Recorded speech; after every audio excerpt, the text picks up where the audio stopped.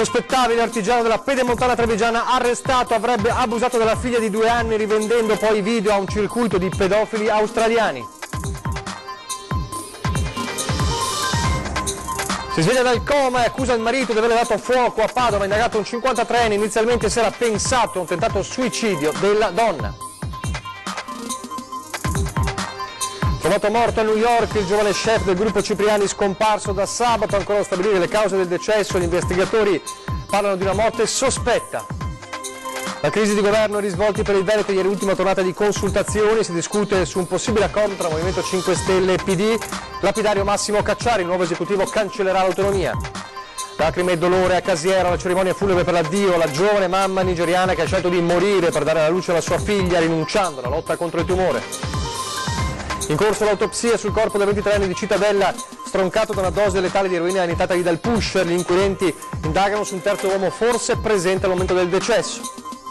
Tempesta Vaia, 63, nuovi interventi per più di 12 milioni di euro nei territori colpiti dal disastro della montagna, l'annuncio della Regione.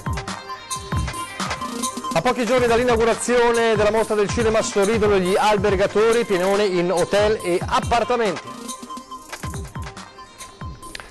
Telespettatori di Antenna 3, buongiorno e bentrovati. La prima edizione dei nostri telegiornali, dunque in primo piano la cronaca di una vicenda terribile che viene dalla Marca trevigiana, la vicenda di un insospettabile artigiano della zona pedemontana che avrebbe abusato della figlia di 2 anni e mezzo, rivendendo poi i video terribili a un circuito di pedofili australiani. Arrestato con l'accusa di aver abusato per anni di sua figlia fin da quando aveva solo 2 anni e mezzo. La sconvolgente storia di violenza viene dalla Castellana, dove la squadra mobile di Venezia e la polizia postale hanno ricostruito la lunga serie di abusi che un 46enne avrebbe messo in atto tra le mura domestiche, riprendendo gli atti di violenza e rivendendo i video attraverso i canali della pedopornografia internazionale, tanto da finire nella rete della polizia australiana, entrata in possesso di quei video amatoriali. Nei filmati a cui sono poi arrivati gli investigatori australiani, il 46enne si vedeva in faccia e parlava italiano. In un fotogramma era leggibile la targa di un'automobile, sempre italiana, da cui i contatti con la polizia postale, che è riuscita a risalire all'uomo che vive in un comune della Castellana insieme alla piccola, senza la mamma. Gli abusi sarebbero andati avanti da quando la bambina aveva 2 anni e mezzo a quando ne aveva 4. Il padre, un insospettabile, è stato arrestato su ordinanza del giudice di Venezia Massimo Vicinanza, che ha accolto le richieste dei PM antimafia Giorgio Gava e Roberto Terzo. Si trova ora rinchiuso in carcere a Santa Bona, dove sarà interrogato, mentre la piccola è stata affidata a una struttura protetta. Ancora la cronaca, un'altra storia davvero incredibile che viene dal Padovano, stavolta la storia di una donna che era molto grave per ustioni su tutto il corpo. Era stata trovata sul letto avvolto dalle fiamme, si era pensato a un tentato suicidio, ma evidentemente a quanto pare la storia è diversa. Era arrivata in pronto soccorso con ustioni su tutto il corpo, accompagnata dall'ambulanza. I medici l'avevano sedata. Poco dopo era arrivato il compagno, sulle sue mani vistose bruciature. Agli agenti del posto di polizia aveva raccontato di essersi ustionato nel tentativo di spegnere le fiamme che stavano avvolgendo la donna, che teneva in mano una bottiglia di alcol con la quale aveva tentato il suicidio. Ha detto che rincasando l'aveva trovata a letto avvolta dal fuoco, si era gettato su di lei trascinandola nella vasca da bagno e salvandole la vita.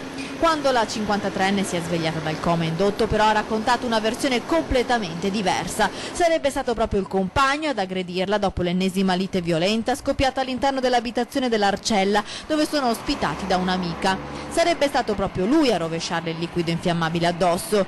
L'uomo, un 53enne, è ora indagato dalla squadra mobile di Padova per lesioni. La compagna invece è ancora in gravi condizioni in ospedale con ustioni di 3° grado sul 28% del corpo. Dunque l'ipotesi del tentato suicidio sembra allontanarsi sempre più, mentre prende piede quella dell'aggressione. Le indagini proseguono a partire dall'appartamento, dove sono in corso ulteriori rilievi.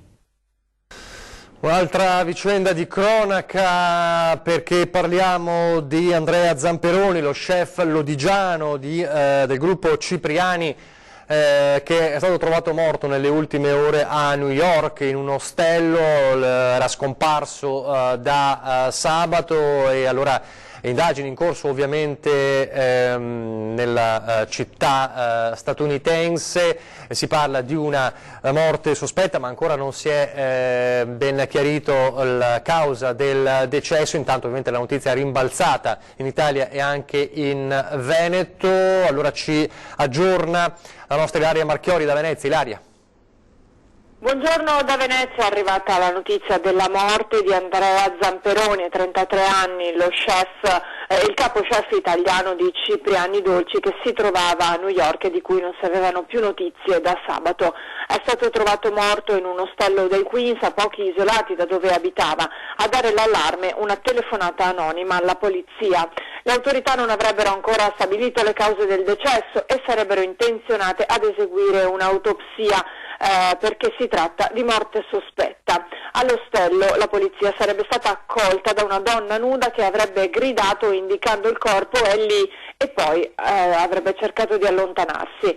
I media riportano che Zamperoni era in terra, avvolto in una coperta al primo piano del Camway Lodge, noto giro della droga ma anche della prostituzione, un luogo che quindi sembra contrastare con le descrizioni di Zamperoni, descrizioni di colleghi e amici che parlano di un grande lavoratore, un bravo ragazzo molto legato alla famiglia. Il fratello gemello sarebbe giunto da Londra, dove lavora in un altro ristorante Cipriani, per procedere all'identificazione della salma. Ad annunciare il decesso è stato proprio il gruppo Cipriani, all'interno del quale Andrea lavorava da 10 anni. Siamo addolorati di essere venuti a sapere che Andrea Zamperoni, si legge, amato membro del team Cipriani, è stato trovato morto.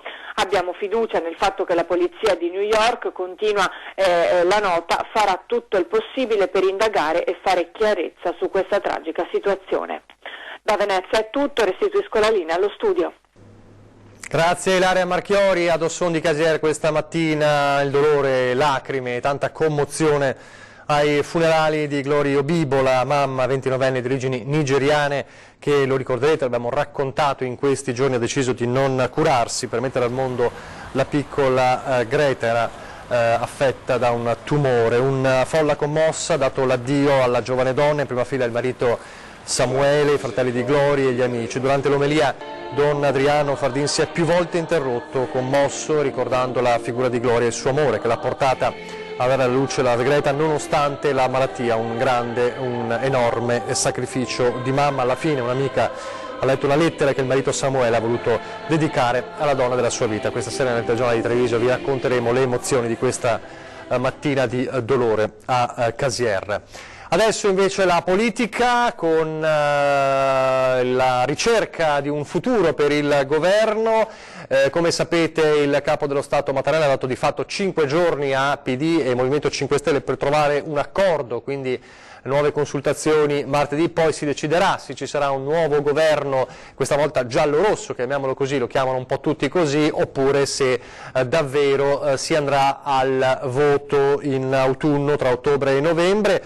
E mentre appunto si cerca un accordo, si cerca una quadra tra Movimento 5 Stelle e PD, si cerca di capire anche quali saranno le istanze che verranno portate avanti dall'eventuale futuro governo. Su questo e sul tema dell'autonomia è lapidario il professor Massimo Cacciari. Sentiamo. Altro che autonomia del Veneto. Il prossimo esecutivo sarà molto attento alle regioni del sud, vero campo di battaglia elettorale per la politica italiana. A confermarlo anche il professor Massimo Cacciari, da sempre scettico sull'attuale progetto autonomista regionale. Il problema delle autonomie, vede come è stato impostato, è semplicemente irrisolvibile. Sono chiacchiere, perché così come è stato impostato provocherebbe un tale buco nel bilancio pubblico che diventerebbe insostenibile. Quindi secondo lei verrà abbandonato da questo nascente governo? Infatti non c'è assolutamente nei 5 punti di Zingaretti. Tutto questo, sottolinea Cacciari, conseguenza di una scelta quasi obbligata da parte di Salvini. Salvini si è trovato ormai a dover affrontare i grandi temi economici, finanziari del Paese e doveva rispettare obiettivi fondamentali del suo progetto, del progetto di tutta la destra italiana, flat tax, soddisfazione delle esigenze delle regioni del nord, eccetera. sapeva benissimo di non avere assolutamente i mezzi per soddisfare queste esigenze e allora ha tentato la carta del Blitzkrieg, andare a elezioni, vincere tutto, eccetera. E il Blitzkrieg gli è andato male, sembrerebbe essergli andato male, quasi sicuramente gli è andato male. Economia e bacino elettorale del Meridione, quindi i punti cardine su cui dovranno ripartire i partiti, sia per un governo a lunga gittata che anche solo per arrivare ad elezioni in primavera. Dimostrazione, secondo Cacciari, della profonda spaccatura già esistente tra Nord e Sud Italia. Tanto per non farci mancare nulla, il Paese, oltre ad andare a rotoli dal punto di vista economico, produttivo, industriale, della formazione, dell'occupazione giovanile, eccetera, andrà a rotoli ancora di più per quanto riguarda la sua strutturale divisione interna tra Nord e Sud. Cioè è un Paese davvero che sta attraversando una crisi di sistema a 360 gradi. Le forze politiche la stanno affrontando in questi termini indecenti e avanti popolo. Con questo, diciamo, fra virgolette, ribaltone, come lo chiamano molti, il Veneto ci guadagna o ci perde? Tale e quale. Ci perde se noi vediamo, se noi stiamo dietro ai deliri autonomistici. Per il resto è tutto perfettamente uguale, ovviamente. La crisi di governo però almeno non mette a rischio i fondi già stanziati per i danni causati dalla tempesta Vaia nel Bellunese. Lo hanno confermato i parlamentari e i leader del Carroccio proprio della zona del Bellunese, che ieri si sono ritrovati anche per fare il punto.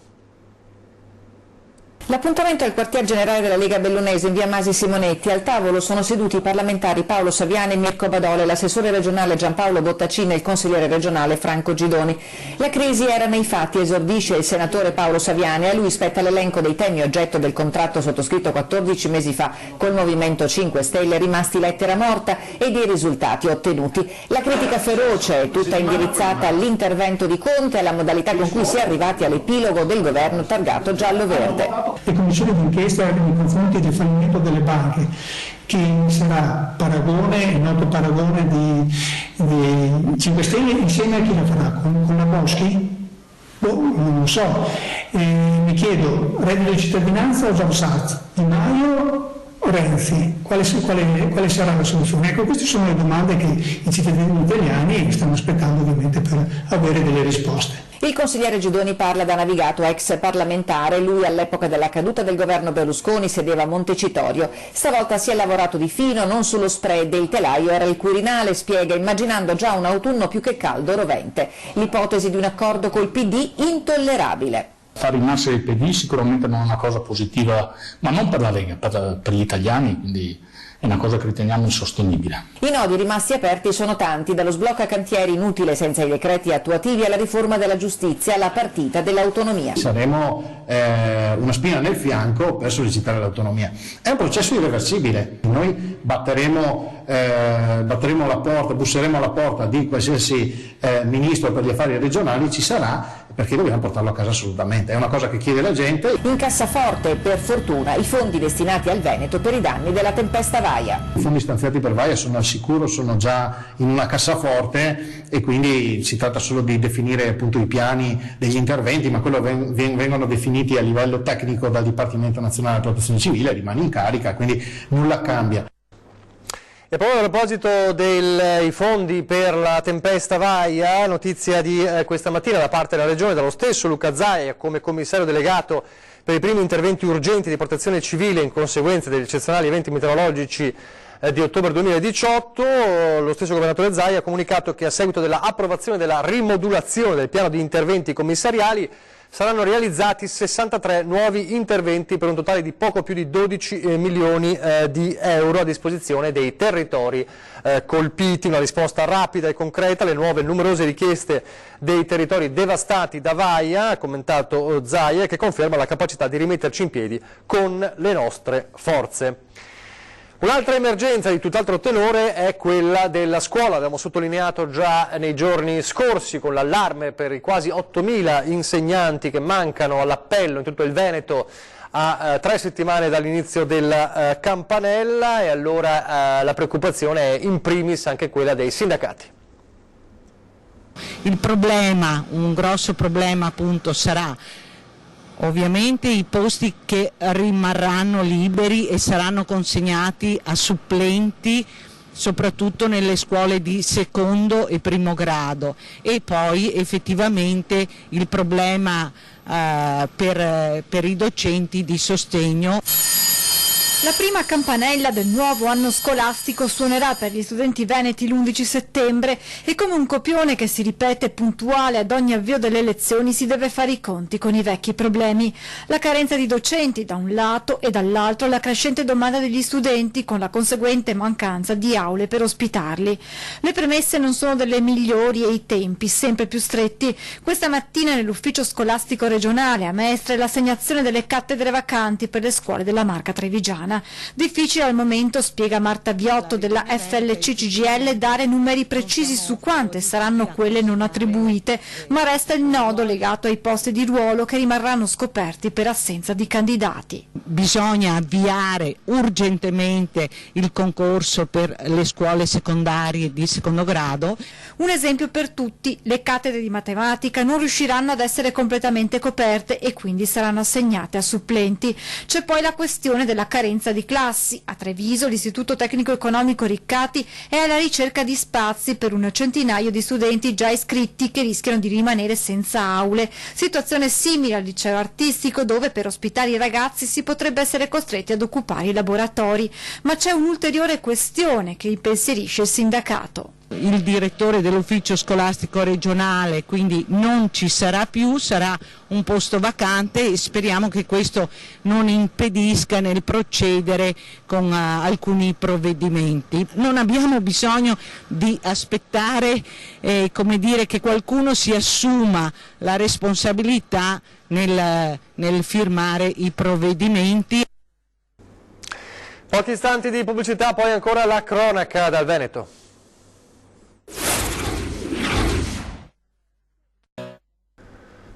Eccoci in studio in diretta, ripartiamo dalla cronaca, ripartiamo dall'autopsia in corso da stamane all'ospedale di Campo San Piero sul corpo di Federico Bertollo, il 23enne di Cittadella, stroncato da una dose letale di eroina iniettatagli dal pusher. Gli inquirenti continuano a indagare per definire la posizione di un terzo uomo che avrebbe fatto incontrare al giovane lo spacciatore, che forse era presente al momento del decesso. Quel giorno, peraltro, Federico prima di morire aveva mandato un ultimo SMS alla madre.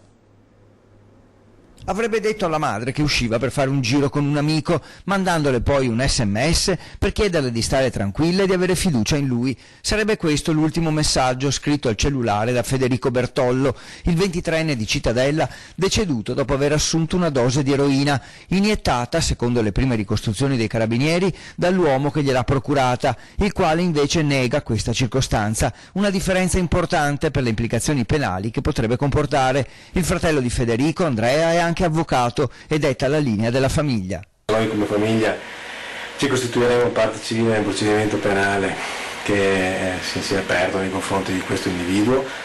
Spero si ampli il procedimento penale anche nei confronti di un altro essere che so essere stato presente in quel momento. Da chiarire inoltre il ruolo e la presenza di una terza persona prima di chiudere il cerchio sulle indagini. La famiglia di Federico è distrutta dal dolore anche perché il capitolo droga sembrava ormai far parte del passato del giovane, e c'è anche la forza di lanciare un appello ai suoi coetanei perché la droga va evitata a qualunque costo. Non bisogna drogarsi, che la droga fa male, e non è una frase fatta, è vero, e non ho avuto le prove, nel senso che mio fratello è morto e non avrei mai pensato potesse succedere a mio fratello, potesse succedere a noi, perché quando si vede nelle pagine dei giornali, nei rotocalchi, nelle televisioni, si dice sempre oh guarda è capitato questo, poverini qua là, ma non si pensa mai capiti a noi, invece può capitare a tutti. E sempre a Padova ha registrato un caso di febbre dengue, vittima una donna che però è già guarita. Disinfestazione all'Arcella, dove risiede una donna di mezza età rientrata da una vacanza ai Caraibi con i sintomi della febbre dengue, l'infezione più diffusa al mondo tra quelle trasmesse dalla zanzara. Nella maggior parte dei casi non si tratta di un'infezione rischiosa, tanto che la signora, che vive all'Arcella, è già guarita ed è stata dimessa nei giorni scorsi. Come da protocollo però, i vertici sanitari, dopo l'ordinanza urgente firmata dal Comune, hanno provveduto alla disinfestazione nel raggio di 100 metri dall'abitazione della donna. Più grave invece la cosiddetta febbre West Nile, che nel 2018 aveva contagiato alcune decine di padovani, ma che invece quest'anno non ha fatto registrare nemmeno un caso. E sempre a Padova continua il nostro viaggio sul Piovego, un malato che stenta a recuperare la bellezza di una volta. La seconda parte allora del nostro viaggio. Il nostro viaggio sul Piovego continua alla scoperta delle bellezze della città, ma anche dei problemi che lo hanno reso poco fruibile. È la storia di Padova, quella del Piovego, un tesoro macchiato dall'incuria, dai detriti mai rimossi alla folta vegetazione, solo per citarne alcuni, e che darebbe agli amanti di questo luogo affascinante quello che merita, ma frenati oggi dall'inquinamento e dalla scarsa percezione del bene comune. Un altro dei tesori nascosti e che forse si riesce a inquadrare meglio dal canale è la struttura del vecchio macello comunale. All'esterno del macello, come è possibile notare, si intravedono, perché ovviamente la vegetazione ne copre, le mura cinquecentesche. E il paradosso, chiamiamolo attuale, è che abbiamo la storia da un lato e in lontananza un luogo utilizzato dai tossicodipendenti, la storia da un lato, purtroppo coperta e non visibile ad occhio nudo, e in lontananza un luogo dove purtroppo avvengono cose spiacevoli. La storia ci ha lasciato grandi insegnamenti, ma che spesso non sono stati presi da esempio. Eppure gli antichi popoli con i fiumi avevano un buon rapporto, si costruivano gli imperi.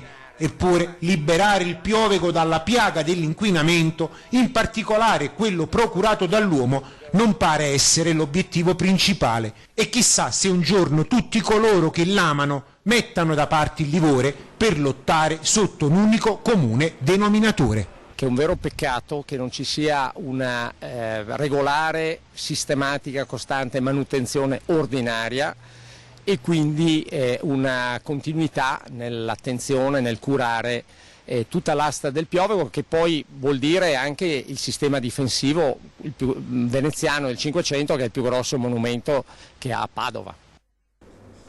Lo dico all'antenna come sempre per segnalare i disservizi e i problemi.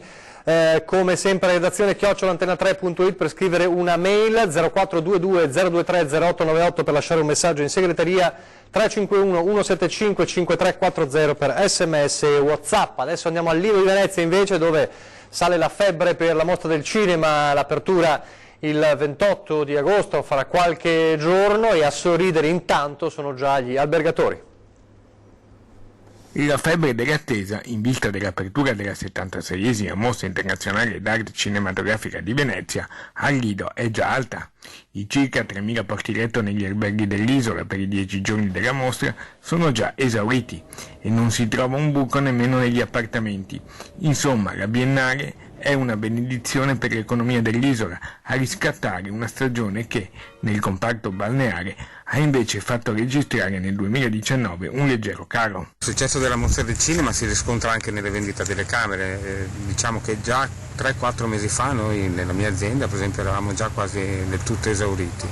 Per cui quando la manifestazione ha un riscontro così importante come ha avuto in questi anni, di riflesso si vive anche all'interno delle nostre aziende. Merito della Biennale presieduta da Paolo Baratta e del grande lavoro fatto in questi anni dal direttore del festival Alberto Barbera, che insieme al suo staff ha fatto diventare la Mostra di Venezia come un ideale trampolino di lancio verso l'Oscar.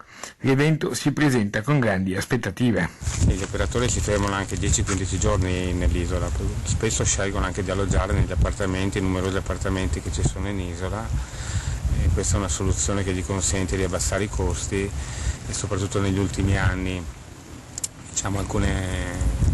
sono state fatte scelte in questo senso. Al Lido è periodo di altissima stagione e i prezzi non sono certo a buon mercato. Dormire in un 3 stelle costa poco meno di 300 euro a notte. Nei 4 stelle le tariffe si aggirano invece tra i 300 e i 500 euro a notte, e l'afflusso porterà benefici anche nei più importanti hotel del centro storico. Anche per quest'anno al Lido durante la mostra del cinema prevediamo tutto esaurito, c'è ancora un po' di disponibilità negli ultimi giorni, però con grande probabilità andremo esauriti nei prossimi giorni. Il conto alla rovescia è già in corso, non resta che attendere. Siamo in chiusura, ore 13, fra pochissimo vi aspetto in diretta per parlare di Ictus Stroke Unit con l'ULSS 5 Polesana. In studio Edgardo Contato, direttore sanitario dell'ULSS 5 Polesana, e Roberto Lerario, direttore dell'unità operativa complessa di neurologia e Stroke Unit, sempre dell'ULSS 5 Polesana. Aspettiamo i vostri post, le telefonate in diretta allo 049 490 6054. Poi a 20:10 questa sera, puntata da non perdere non solo per gli amanti del basket, perché a poco più di un mese dall'inizio del campionato di Serie A, che vedrà Treviso tornare dopo tanti anni in Serie A, avremo ospiti due campioni della De Longhi, Lorenzo Uglietti e Matteo Chillo, per parlare appunto della nuova avventura storica in Serie A per la De Longhi Treviso Basket.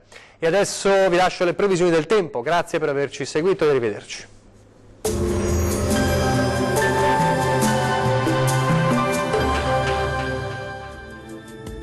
Benvenuti al Meteo. Quella di venerdì 23 agosto sarà una giornata caratterizzata da una spiccata variabilità sul nostro territorio, ma vediamo la situazione nel dettaglio.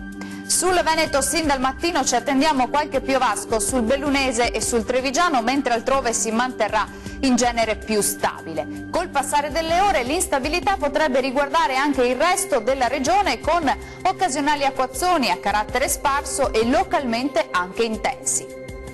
Temperature stazionarie minime tra 18 e 23 gradi, valori massimi compresi invece tra 27 e 29 gradi. Ci spostiamo ora sul Friuli Venezia Giulia, dove non si escludono dei piovaschi sparsi, specie sulle aree montuose e in pianura, meno probabili tuttavia sulle coste, dove sarà in genere più soleggiato. Temperature minime tra 20 e 24 gradi, massime oscillanti tra i 29 e i 30 gradi. Sarà instabile anche sul Trentino Alto Adige, con isolati acquazzoni alternati tuttavia a schiarite maggiormente asciutte e soleggiate. Temperature minime sui 18 gradi, massime tra 28 e 29 gradi. Dal meteo di Antena 3 per ora è tutto, vi do appuntamento al prossimo aggiornamento. Arrivederci.